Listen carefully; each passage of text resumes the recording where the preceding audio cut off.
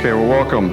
When I looked at the topic for our next speaker's presentation, it reminded me of a conversation I had at my house just recently. My youngest just turned 16, at his birthday. I was telling him, hey, it's time to go get a driver's license. He turned to me and he said, but Dad, haven't you heard? Autonomous vehicles are coming. I don't need to go get my driver's license. So that prompted us to have a little conversation about the challenges of autonomous vehicles and the practicalities of when they're actually coming. And he went on and got his driver's license and is still waiting for the autonomous vehicles to come. But our next speaker knows a lot more about that than I do, and he's going to go into a lot more depth. Tom Wilson has been basically working in this space for about a decade and currently leads Graphcore's efforts to go look at that marketplace and apply solutions for this very big challenge of autonomous vehicles. And he's going to talk to us more about those challenges and approaches to solving those problems for both L4 and L5 autonomous vehicles. And without any further ado, introduce you, Tom. Come on up. All yours.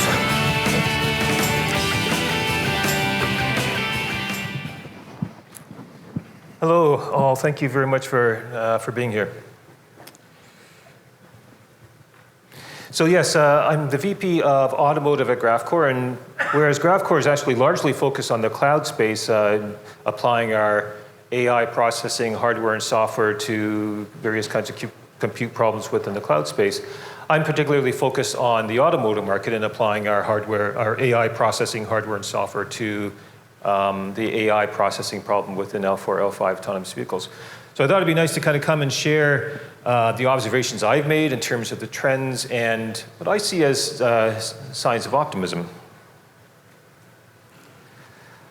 And while there are signs of optimism, it is taking a bit longer. So I think it's a good idea, Craig, that your son got his license, because it is taking a bit longer than we thought it would. We're probably about 2 years behind where we thought we would be about 2 years ago.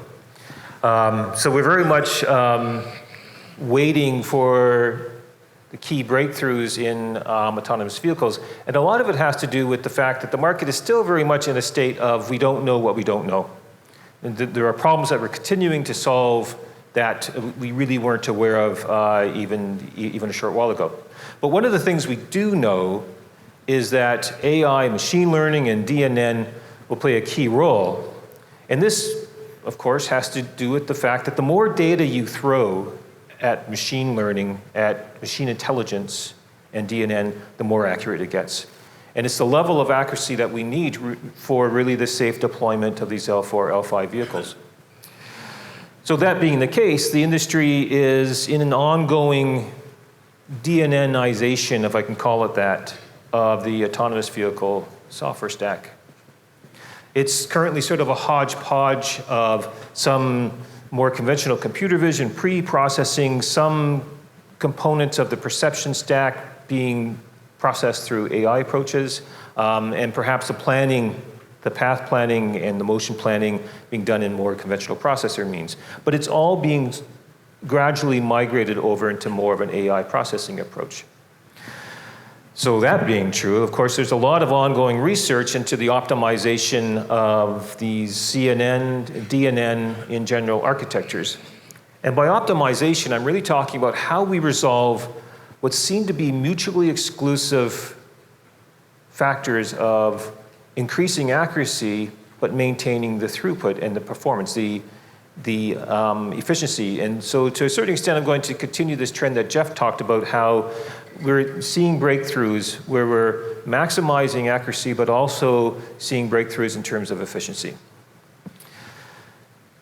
Now, just to sort of give you a high-level view, and it's not a surprising block diagram, it's just a high-level view of the kind of system we're talking about. And it kind of illustrates some of the areas where we don't know what we don't know. In terms of the different kinds of sensor domains, in radar, there's a lot of work going on. We're sort of moving away from object data that comes from those radar modules to more imaging radar and looking more and more at the raw data that comes from radar. So the mix of conventional radar versus imaging radar, the quality and quantity of that data in the final solution is not really known. Of course, the camera space, the vision processing space is more well known, but the resolution continues to just be driven upwards and upwards. So it's multiple 12 megapixel cameras, 8 megapixel cameras, or some combination of those, and how many cameras we'll end up with And what they'll be comprised of in terms of resolution is still not known, but it continues to drive the performance problem, certainly. And with LiDAR, the way I've drawn the pictures indicates more sort of corner radar with fixed beam LiDAR. But of course, scanning LiDAR, high resolution scanning LiDAR is very important for certainly the L5 space and robotaxis. And it's only recently that convolutional network, neural network approaches and DNN approaches are being applied to the 3D point cloud data, which comprises real performance and computational cost issues, and we'll talk more about that. But then there's the machine intelligence AI acceleration block in this block diagram. And there's a lot that we don't know, what we don't know in that space too, in terms of what the final composition will be in terms of the AI algorithms for lane finding, path finding, and various aspects of perception. So let's look at that in a bit more detail. When you look further into that in-vehicle processor chain, it becomes quickly apparent that the lion's share of that processing really has to do with perception. So roughly speaking, about 90% of the processing load is for that perception block in that processing chain. And you can break that down further into object detection, which is identifying and placing where the object is in the image frame. Scene segmentation, is it road, is it not road? And the final one, which is classification. By classification, I'm really talking about scene classification. So is it a highway, is it a minor road, is it an urban scene, things like that. And all of these need to be computed in order to really decide what is a safe drivable path. So let's focus in on perception, because that seems to be the biggest part of the problem, and kind of walk through this. So, as the audience here knows very well, since about 2012, machine intelligence approaches, DNN approaches, have really sort of dominated the computer vision space and the object detection space. It was AlexNet in 2012 that really sort of won the prize, and since then, it's kind of dominated. 2014, VGG16 was kind of a runner-up. 2015 was ResNet. In the ImageNet large-scale visual recognition competition, or ILS VRC. And what's interesting about those competitions is the winners and the runner-ups, things like VGG16 and ResNet, because they're out there and reusable, comprise the backbone of a lot of the innovation and new kinds of networks and solutions that we're seeing. So that kind of reuse is something that will pop up again and again as I go through these slides. And it's a really key part of how I see the pace accelerating.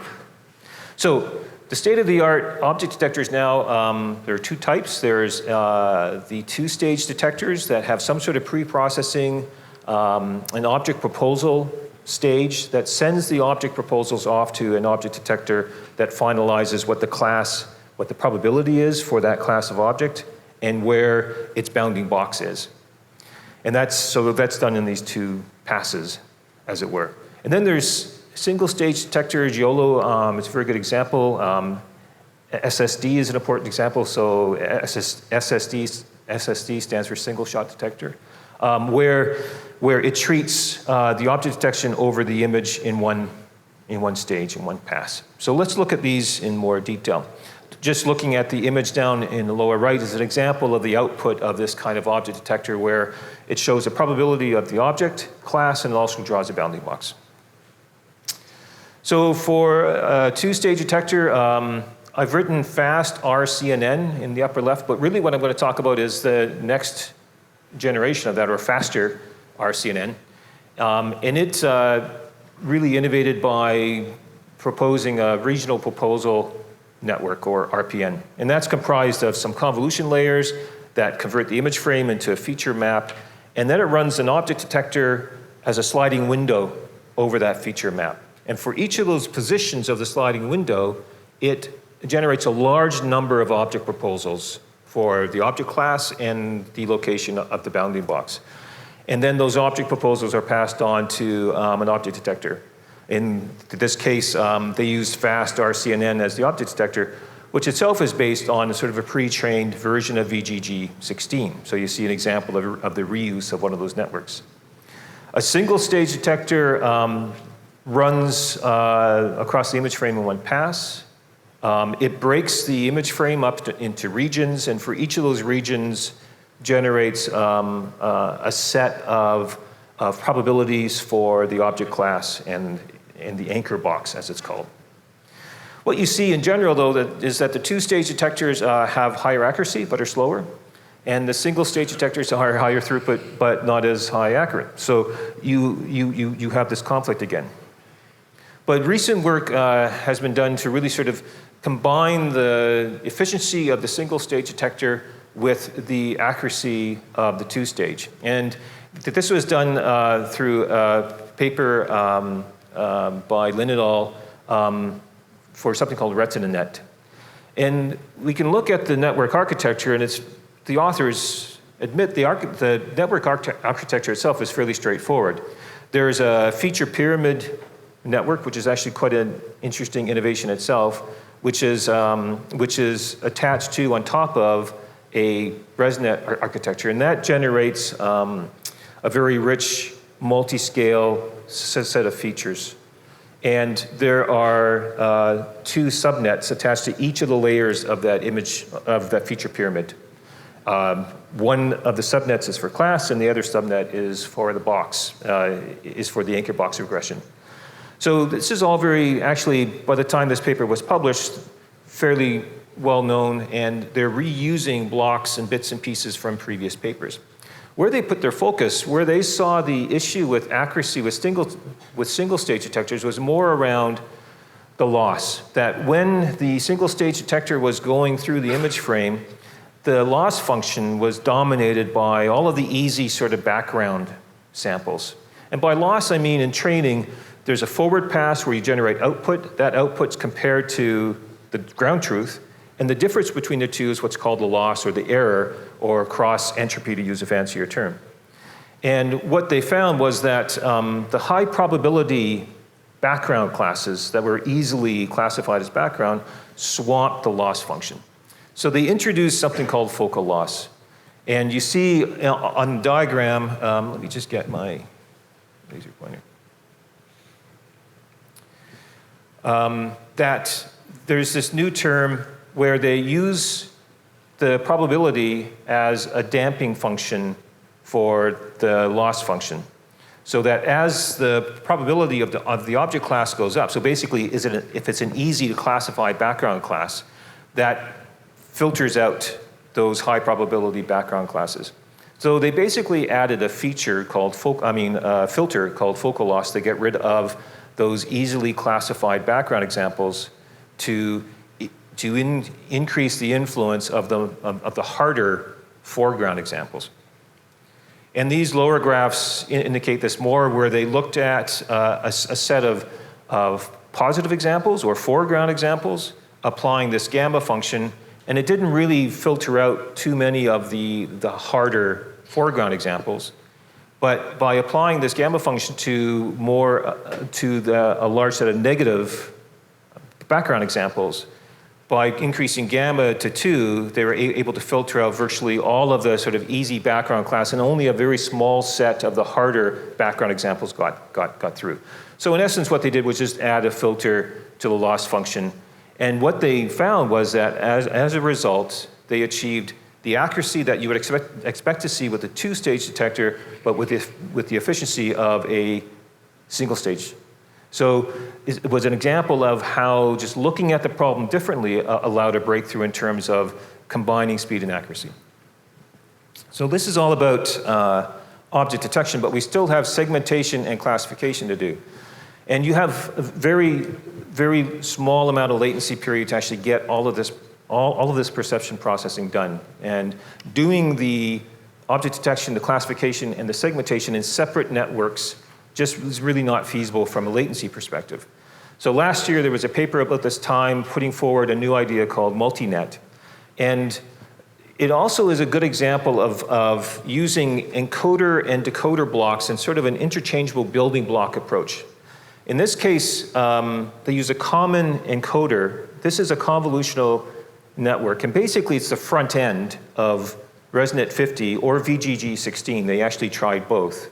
And taking the front end of a convolutional network like that as an encoder, the features that come out of it pass through customized decoders to output the requirements for object detection, classification, and segmentation. It greatly reduced the computational cost of doing those three functions by combining it in one network and amortizing, as it were, the encoder across the three functions. And what they found was that they could greatly increase the throughput for those three functions and achieve really state-of-the-art results in terms of scene classification, road segmentation, and on-road object detection. So so far it's been about making the best use of the camera data, reusing existing networks in different combinations. In the case of the retina net, some of the magic, some of the innovation went into the back end using or rather for multi-net, putting more of the magic into the decoders and using a conventional off-the-shelf encoder. But there's an example with LiDAR point cloud where actually the opposite was true. So whereas DNN for camera image frames is already an active area, there's now more and more work going on with applying CNN to LiDAR point clouds. And there are two key differences in processing LiDAR point clouds with DNN versus image frames. First of all, they're very sparse. They're extremely sparse data, which makes it difficult for conventional processor architectures. Also, of course, the point clouds are 3D. That's their main value, whereas the image frames are 2D. But regardless of these two differences, the main goal is to encode the features of the 3D point cloud in a suitable format for some sort of downstream detection pipeline. So you need some sort of encoder that will efficiently encode the features for the object detection. And like with the other approaches I've talked about, it comes down into two different types. There's one approach where there's handcrafted fixed features that are mapped onto usually a bird's eye view. So the 3D point cloud goes through some sort of handcrafted feature stage to do the feature encoding, and then that bird's eye view is run through a conventional object detector. That increases your throughput, it's more efficient, but it's not as flexible, it's not end-to-end trainable. So you can't really learn from increasing amounts of data, which is what you want to achieve with DNN. The other approach is to use an end-to-end training approach where a DNN is applied directly to the point cloud. A really good example of that is VoxelNet, which basically maps the 3D point cloud to a 3D grid of voxels, and then applies something called PointNet to each of those points. But what's key about VoxelNet is it goes through a 3D convolution phase. And while there have been optimizations of VoxelNet, that 3D convolution stage is a real bottleneck. So what was really key was to develop an approach where the point cloud could be processed through something akin to 2D convolutions. So that brings us to point pillars. This was just towards the end of last year where they developed a unique feature encoder and a lean downstream architecture to allow this combination of high accuracy and higher throughput. So the feature encoder made use of a unique way of mapping the 3D point cloud. So they used a feature encoder network to take the 3D point cloud and map it to vertical columns or pillars.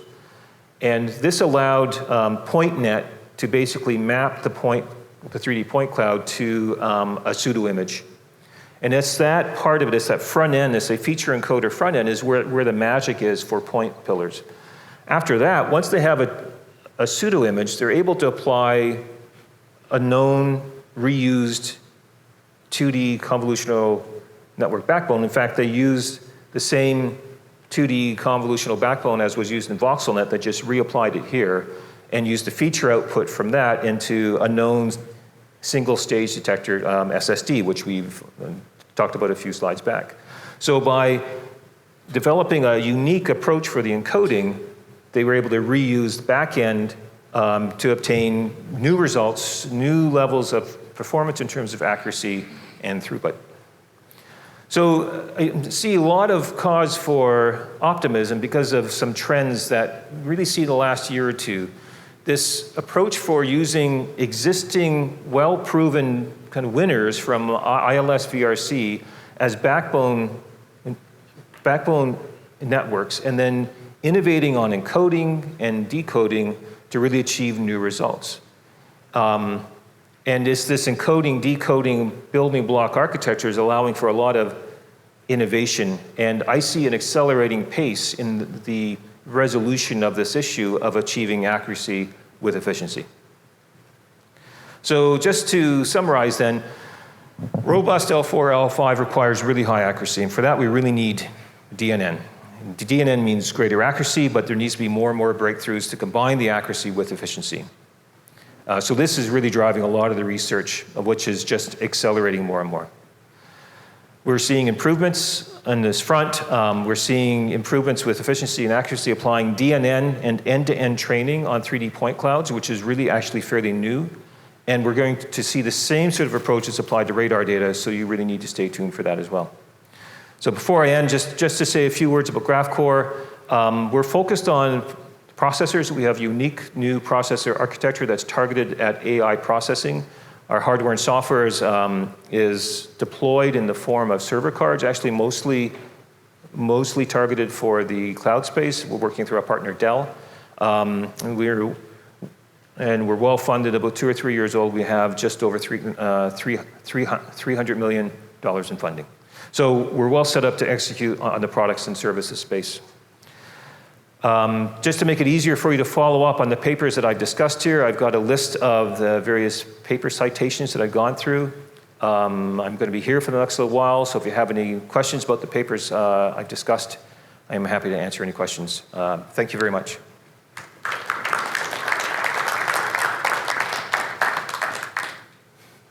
Great job. Thank you. Great. We do have time for some questions, so if you have some questions about the presentation or Graphcore in general or autonomous driving generically, make your way to the 2 microphones, one there and one there. And to get started, I guess the standard question we have for almost everybody in the autonomous driving space is when? When is L4, L5 coming? When do I have to stop my kid now has to get a driver's license, basically? Well, it's probably fairly confusing to use L4 and L5 sort of interchangeably because Sure. L4 is quite different, and we'll see really L4 applications within passenger vehicles. You'll be able to buy a high-end BMW, Mercedes, or whatever with L4 applications. For example, Highway Pilot is a real killer L4 application that we're getting close to. We have L2 plus, L3 kind of versions where it's kind of like a cruise control on steroids, but a true L4 Highway Pilot, where the car drives itself in a highway context, is around the corner. So you'll see that in 2023, 2024, you'll be able to walk in a car lot and buy an L4 vehicle within the context of highway. Now, all autonomous all the time in a robo-taxi that's able to drive in any sort of urban environment, we're probably a ways from that, and we'll probably continue to see geo-fenced, geo-constrained versions of L5 for some time. So maybe in addition to the highway, some context where a certain town or city has been well mapped out and orchestrated for that. Yeah, and you see L4 in passenger vehicles for things like parking and sure.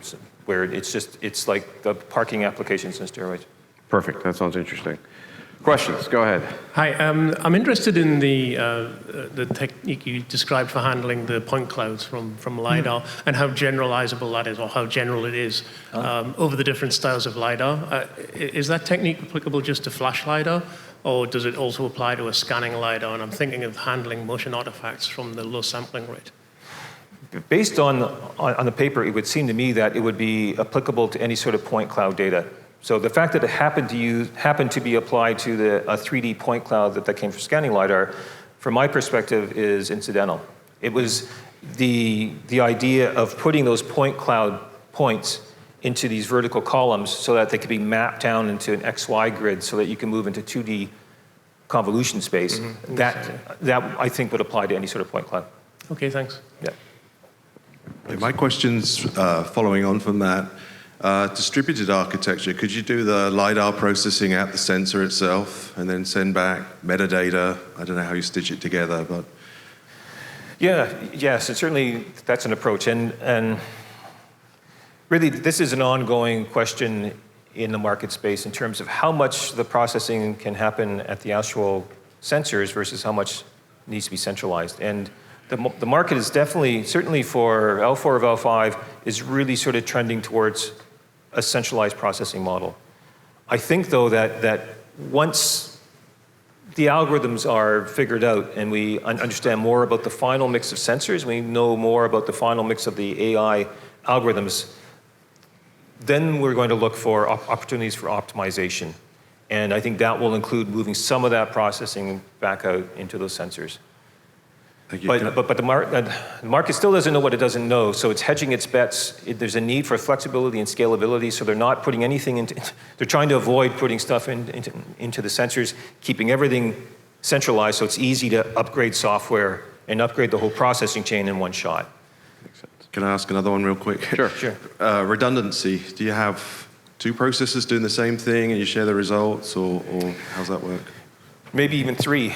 Because airplanes? Yeah, and then you look at votes. So there are a lot of different ways to slice and dice the functional safety question, and you can do an approach where you kind of have more of a big brain, a little brain approach, where you do a lot of that perception processing in AI, but you have a parallel processing path which is not using AI, and you compare the results from those two different computational approaches working on the same data. So there's that sort of approach, or you duplicate the AI and you have a parallel path in a more sort of conventional processing approach. So there are lots of different ways to implement that kind of redundancy to achieve the functional safety goals. Thank you. Question. So to follow up on that functional safety part of things, what's your strategy, or generally you see the trends in strategy with convolutional neural networks and machine learning to get the ASIL certification, or are you hoping that the tier one OEM will take over that problem for you? Well, it really varies, but I think generally speaking, the autonomous driving ECU is ASIL D, and it's being qualified as an ASIL D system at the system level. They can decompose the ASIL D system down to ASIL B components. The AI acceleration really can be decomposed down to ASIL B, even though you qualify the system at the ASIL D level. For that to happen, though, the ASIL B device needs to be developed according to ASIL D processes. So it's sort of ASIL B from D, if you see what I mean. So certainly with passenger vehicles in the more sort of conventional vehicle market, that seems to be the approach that the market's converged on. Any other questions? Okay, well, thank you very much. Thank you. Tom. Yeah, sorry, one more. Oh, okay. Just under the wire. Walking over to the microphone. My name's Charlie Pagday. I'm with Brandon Auto out of Shanghai. And you mentioned that you thought level 4 was going to be coming around 2023. So you completely discount what Tesla is doing right now with their vehicles? Oh, I think Tesla admits that it's level 2 plus, potentially level 3. So it's not a level 4 system. But they're talking about having feature complete level 5 by the end of the year. Yeah, I can't comment on that. But so a lot of people like to talk about Tesla being level 2, and really they're level 2 because of legal requirements in the United States. Really what they're doing, changing lanes, and I don't remember what the number was, but something like 9 or 10 million lane changes without any accidents. Is that what you were talking about being available in 2023? Because that's kind of 4 years off from a Tesla perspective. Yeah, and sometimes people use these levels in kind of different ways, and it can cause confusion. Level 4, the way I'm talking about it, is there's no requirement for the driver to take over at all. That while it's in that automated driving mode, in this case for highway pilot, it's on its own. And with level 3, there's a requirement that if the car needs you, then the driver needs to respond to the vehicle and take over within a certain amount of time, whether it's 10 seconds or whatever it is. But that's a requirement. And that makes level 3 really difficult because it's difficult to count on humans to actually respond within a set amount of time if they're watching a movie or whatever they're doing. So the industry is sort of, to a certain extent, skipping level 3. Maybe there's some level 2+ and going to level 4. For real autonomous level 4 to meet that requirement where the car's on its own and doesn't have to bother you, that requires a real jump in terms of the kinds of sensors that you deploy, the range of sensors, the kind of resolution, even for highway pilot, and the computational requirements, even for highway pilot, is a jump above where those L2+, even sort of L3-ish systems are. But it could be that L4 is being defined in a different way that I'm not aware of, but it's a real design challenge to meet that even for a highway pilot. And so you're looking at L4, the requirement being that it will definitely have to have LiDAR. No, and that's an extra challenge. For passenger vehicles, I mean, there's no way you can put a scanning LiDAR on the top of a passenger vehicle that you'll walk into a car lot and buy. So there might be LiDAR, but it's going to be fixed beam LiDAR, and we're talking about fixed beam at the corners. Those modules are in the $100 range. So it's going to be a very inexpensive, more cost-effective fixed beam LiDAR. Scanning LiDAR is going to be used for robotaxi for some time to achieve real L5. Okay, thank you. We got time for one more question. All right, thank you. Thank you for the very good summary. I see where your effort is basically spending down the perception side, basically from classification to detection and the segmentation effort. It's all related to the AI part. So what do you feel the challenges on technical side for autonomous driving is more on the AI chip, like Tesla's FSD is not capable enough, not accuracy is not high enough, or it's really just we're missing the data. You need the data from either Mobileye or Tesla's big database, or somebody have to do the same thing or have to share with them. Yeah, so it's in both of those areas. And certainly the marketplace is in a performance per power crunch right now. So for robotaxis for L5, the back of the vehicle is loaded with servers and GPUs burning literally kilowatts of power. And that's not even running all the software they really need to run to be a proper robotaxi. So that's kilowatts. That, for robotaxi, that's got to come down to hundreds of watts. For passenger vehicles doing proper L4 highway pilot, that needs, there's more in sort of, it's about 20% of the performance requirements. Hundreds of teraflops for L5, maybe 100 teraflops or tops for kind of a highway pilot L4. That needs to come down to tens of watts. And right now, with the existing processor architectures that you see, it's not. It's in the hundreds of watts. So there needs to be about a factor of 10 jump in terms of the performance per power to achieve the performance requirements for the L4 passenger vehicle apps and L5 robotaxi. But of course, you also point out a really good point about data. Just generating more and more data to make it more accurate and to get the corner cases.